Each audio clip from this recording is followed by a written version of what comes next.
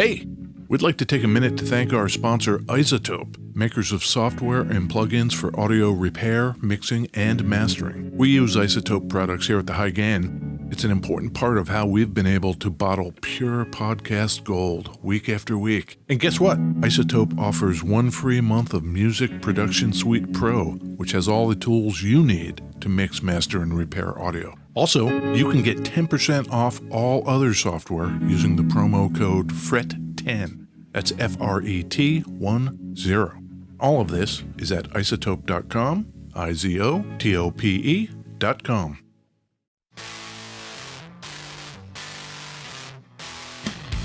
Hey, this is Ed Peterson. And this is John Kiltica, Ed. John, it's the High Gain Podcast. It is the High Gain Podcast. I'm coming in hot again, John. Coming in hot like you do. Yeah. What are we going to talk about today? We're going to talk about guitars, namely special editions. Oh, okay. Yeah. That seems fine. You have one in front of you there. I do. I guess.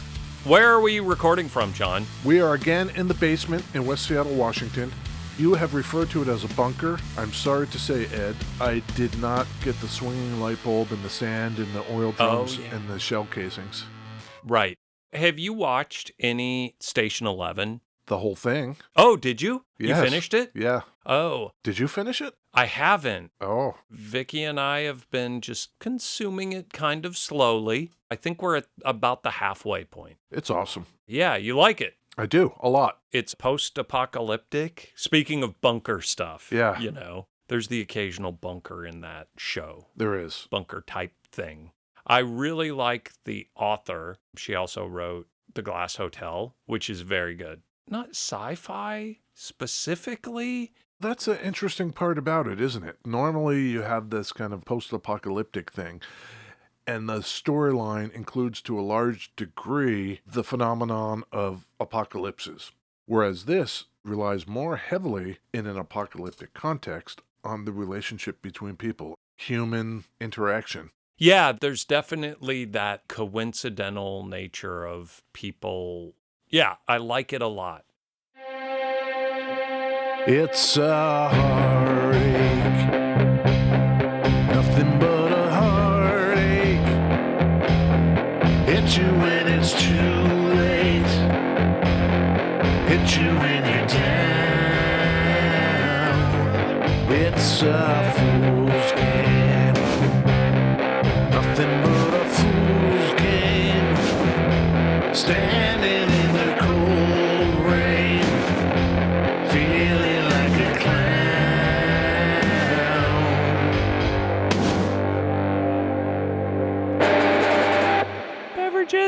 Beverages, Ed. Bonnie Raitt? Wait. No. Bonnie Tyler. Yes. Full disclosure. Yeah. We were going to have an interview today with our man Jimmy Watkins of the Vega Bodegas. Yep. He lives in Wales. The Running Punks. He's in the Running Punks. Yeah.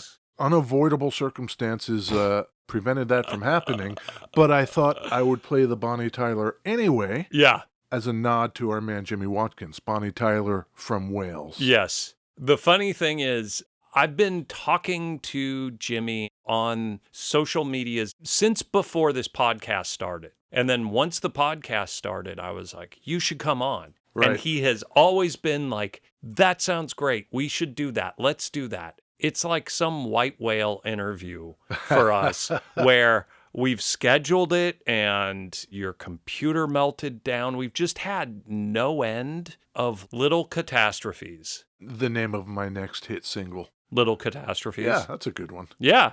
But what are you drinking? I have a coffee. Yeah. And this Owyn,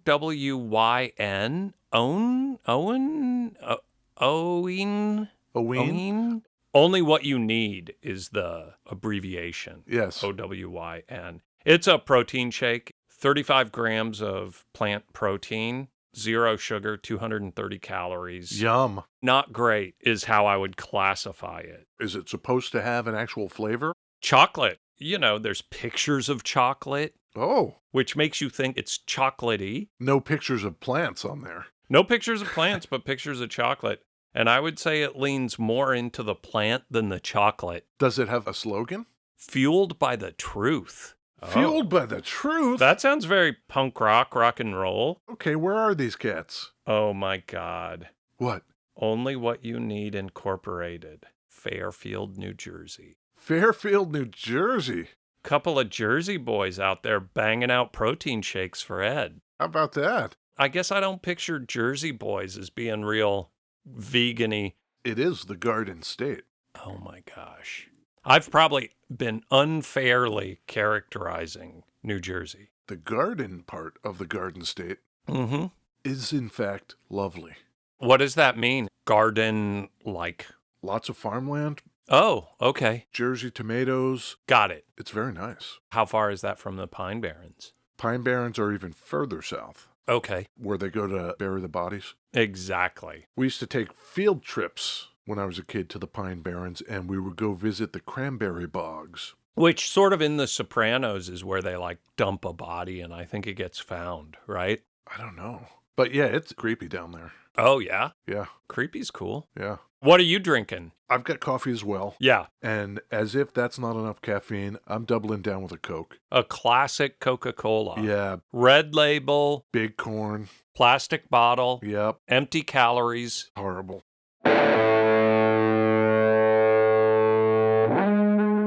Who knows what the final of that song will be? But you had the Walrus Audio slow pedal. Yes. And the Chase Bliss Automaton Preamp Mark II. You and I have talked about that pedal. Yeah. Did we talk about the pedal in an episode? Yeah. How come I don't have one of those? I don't know. I don't either. I've got an SG today, Ed. SG is one of the best Gibsons. It is one of the best Gibsons, but we're not talking about the SG per se. Okay. As I mentioned earlier, we're talking about special releases. This SG happens to be from around 2000. Okay. In 2000, trying to leverage the new metal movement. I guess Gibson thought it would be a really great idea to put out a series of guitars called the Gothic series. When I think of new metal, 2000s you said? Yeah, maybe. Like, isn't new metal earlier than that? Or am I crazy? It was Lollapalooza 99 was the one that was such a shit show. So what year did you say this was? This is 2000. The Gothic series all up would have begun around 98. Okay. Height of new metal, I guess.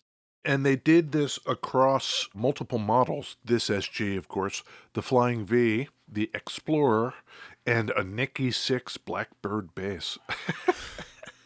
Sure. And what distinguishes it, at least on this one, is there are no inlays on the neck except for at the 12th fret, crescent and star emblem. Yep. The fretboard is ebony, which is kind of nice, and everything else is murdered out. None more black. Yeah, it's a satin nitro finish, and all the parts, all the hardware, everything is black. Yep. And on the back of the headstock is a picture of our man Orville Gibson. That's a hell of a mustache. Yeah, very devilly. He just looks like old school miner guy. That guy was devilly. Was he? Well, that guy was out there. He was born in New York, but eventually ended up in Michigan. Some say because he was maybe ill and was going out to Battle Creek. Oh. To the Kellogg Sanitarium. Really? Are there confirmed, like, he spent time at the Kellogg place? No. Okay, perfect. But Great. It is confirmed that his health was poor. Sure. And he would continue to have those kind of health issues till the day he died. He eventually moved back to New York for the quality of the air, way upstate New York, near Canada. Man, I just picture the Northeast as just so brutally cold. Like, I picture that place as you've got a month and a half or 2 months of beautiful summer weather, and then it just starts snowing and just snows for the other 10 months out of the year. Beautiful summer weather depends on your tolerance for extreme heat and humidity. Right. Yeah, exactly. So I don't know. Upstate New York, that is not where I would be going for my health. Yeah, maybe not. There are a lot of more temperate climes that I can think of than upstate New York. There's a reason I go to Palm Springs when it's 110. I'm into it. Let's see what this thing does. Okay. That Kellogg Sanitarium was wild. I think they did a lot of weirdo butt stuff, you know? A lot of enemas. Eat a bunch of cornflakes and shoot tonic water up your ass. Which, I mean, neither of those sound terrible, I suppose. Bubbly. Maybe that's fine. I think I should like the black on black murdered out thing. But you don't? I don't know. I don't know if I do on this guitar. I think I'm going to use this word intentionally. It kind of looks cheap. I wish the hardware was matte, too. Maybe that's it. It's like a matte body, but the pickguard and the hardware is glossy. Yeah. And so maybe there's a difference there that makes it kind of weird. I bet I would like it more if someone had played this thing for the last 20 years and it was full of wear. Yeah. I bet these might wear in really nice. This looks brand new. Not bad for something that's this old. 20 years old. Yeah. I think the crescent moon star thing is kind of cool, but maybe a little bit try-hardy, you know? I wondered about that, too. A crescent moon perloid inlay at the 12th fret. What is up with that? Yeah. It is a symbol older than dirt, thousands of years, Oh. and has traveled the globe. The Shriners use it. The Masons use it. It's on the flag of several nations. Is it on the flag of... Man, I'm going to say words and then I'm just going to show myself to be an idiot. Like, where geographically would I associate that symbol? I would say North Africa, Morocco, like the coast up there. I think that's probably a good guess. Libya. Yeah. It's on the Turkish flag. Turkish. Yeah. Okay. It's been used over the ages in political contexts, in religious contexts, Yep. as well as just generally cultural contexts. Sure. It's one of those things, almost like the swastika, I guess, that is also hundreds and hundreds of years old, and then we know what happened with that. Did everyone see Ed make just that crazy, like, Yeah. face? Like where I suck in and like, ooh. Yeah, that's the thing about ancient symbols, isn't it? Some douchebag comes along and appropriates it, and then it's like, oh, yeah, fuck. Yeah, they kind of really fucked that one up, John. They fucked that one up real good.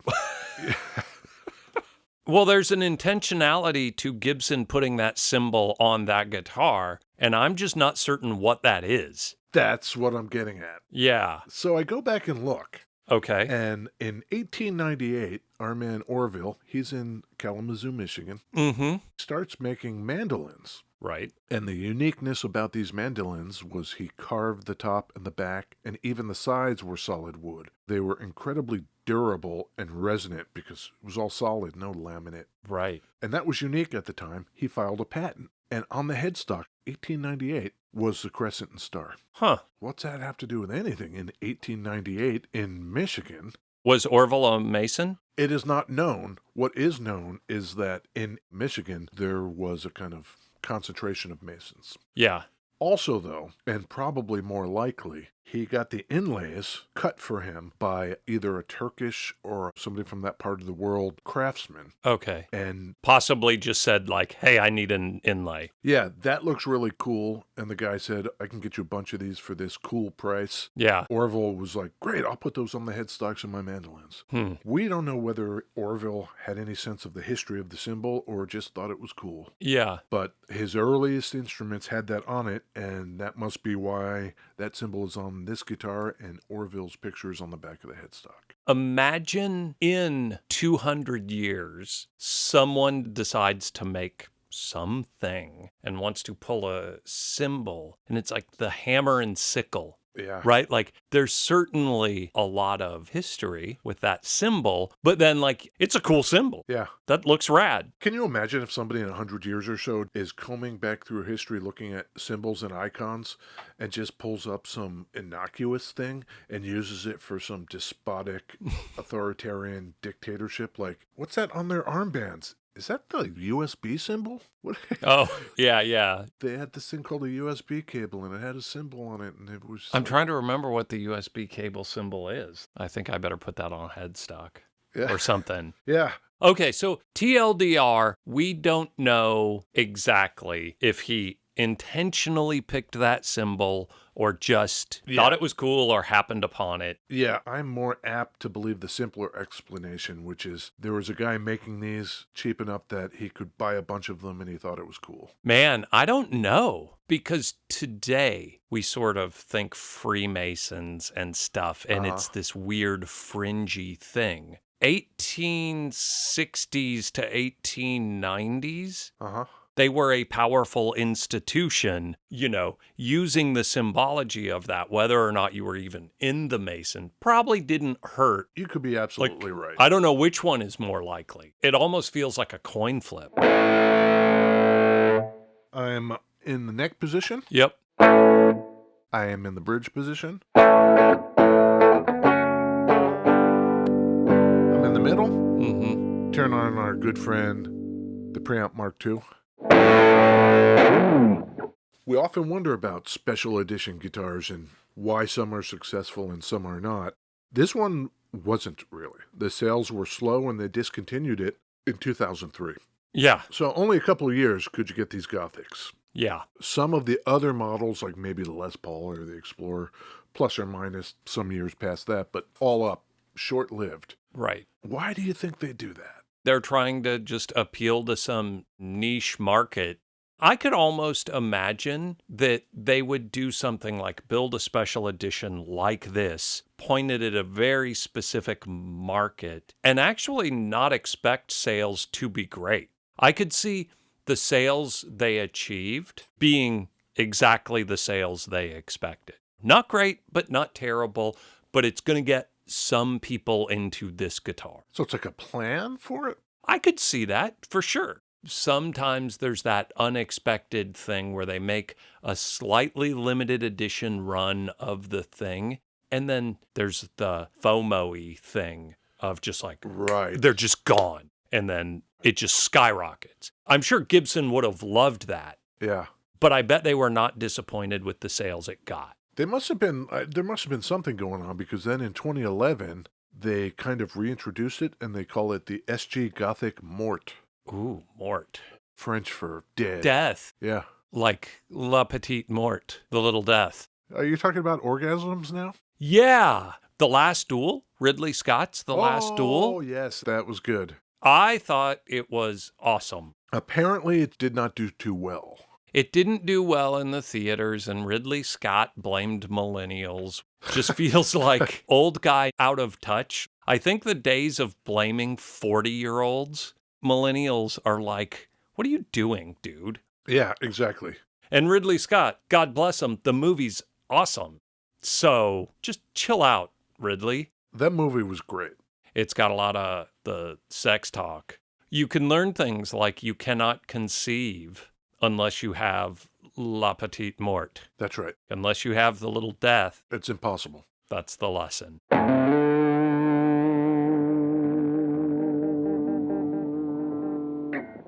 So, Mort, 2011, they bring out the death version of this thing. Yeah, I don't know what was going on that they thought they'd take another run at that, but that didn't last very long either.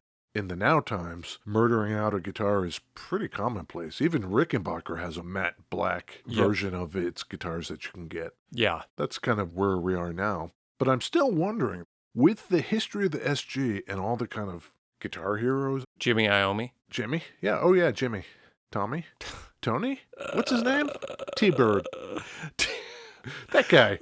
Right. Yeah. Dark Sabbath? Yeah, exactly. Yeah. Tony, he plays an SG. Yes. In Black Sabbath. Sure.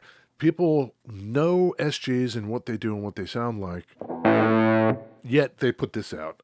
The Gibson side, the 1976 Firebird, where it's got the red, white, and blue logo on it, I think that one's kind of cool. There's worse, I suppose. Like, have you seen those Dale Earnhardt Les Pauls? Oh, my God. It's got the racing number and it's got the belt buckle strap that you can't figure out how it goes on or comes off. Yeah, that's terrible. That's like weirdo signature thing. The signature stuff is nuts. Yeah.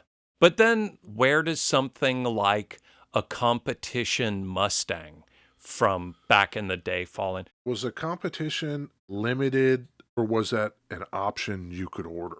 I think it was the latter.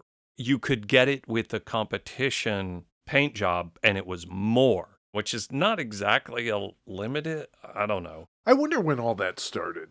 So here's Gibson in 2000 saying, hey man, let's take these 4 or 5 guitars and let's make them all black, all matte black. It'll be a thing. We'll call it the Gothic series. What's the earliest example of that?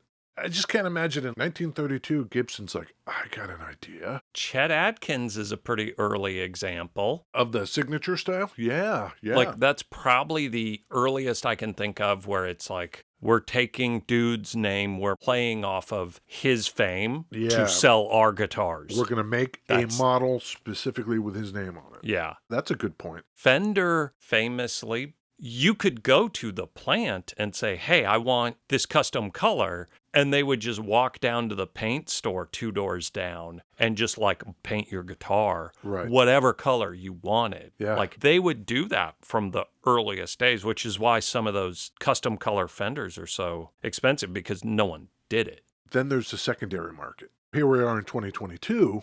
And what are we looking at for one of these things that didn't sell very well and isn't particularly remarkable? Although I must say, maybe it's the ebony neck. I'm not really sure. It plays nicely. I would almost want to say there's something with this guitar that I just kind of don't like. But you mentioned the Murdered Out Rickenbacker. Yeah. They look very, very similar in that they have the non-matted hardware. They've got that like shiny hardware on the Murdered Out body. And I do not like those either. Ah, interesting. I would not be surprised if that guitar just sold reasonably well. There are probably data scientists at Gibson. I would not be surprised if their bean counters are actual PhDs in mathematics, figuring out equations that are like, if we make this signature guitar, we expect that it will sell some number, and that number is greater than if they didn't make the guitar. They're going to get some new metal dude who, instead of buying a weirdo Charvel or, an Ibanez, instead of buying the Ibanez, he's going to buy a Gibson, and that's going to make a lifelong Gibson customer. Let's just paint an SG all black. Yeah. We'll call it the Gothic. But all right. The effort that it took them to make this guitar is virtually zero. The only thing they had to do differently was put that inlay on the 12th fret. Yeah. Do we have black hardware? Yes. Can we paint it black? Yes. Done. Yeah. As SGs go, the good part is that this has nothing wrong with it. For sure. So it's not like, oh, those suck, I don't want to play that one. Right. This thing plays and sounds like an SG, and that's good. You gotta try it. Try and decide. Is it hello or goodbye? Buy or deny? So, Ed, weirdo Gothic matte black SG guitar. Deny. Deny? Yeah. What do you think of that? I think that's probably fair. Yeah. I think if the price was like in some weird place and you thought, oh, I want to get an SG, I don't know what to get, and this was lower than something more typical, I don't know. I think SGs are rad. I don't own one right now. I've owned a couple in the past. They're just cool. I dig them a lot. So SGs are always in my buy list. Yes. This SG is not in my buy list. I wonder if it didn't have that crescent moon thing. If it were just a black fretboard, I would like it a little more. The symbol is too fraught to my mind. There's just too much tied into it. Yeah.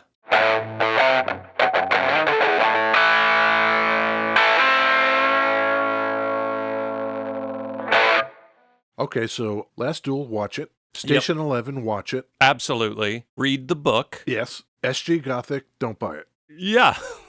There. Yeah, that's...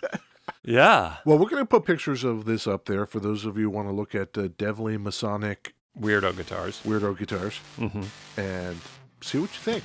Sure. Get in touch with us however you like. Leave a review on your social media platform of choice. Yep. Because we're on all of them. Yeah. We're probably going to try and do some debugging of audio hardware things this week. Yes. So our guest game can be stepped back up. That's right. We've taken the L this week. Yeah, but next week, it's going to be great. All right, John. All right, Ed. People should go to Instagram and Facebook and Twitter, and they should leave reviews. We're the High Gain everywhere. Yep, high gain everywhere. Okay, Ed. Bye. Bye.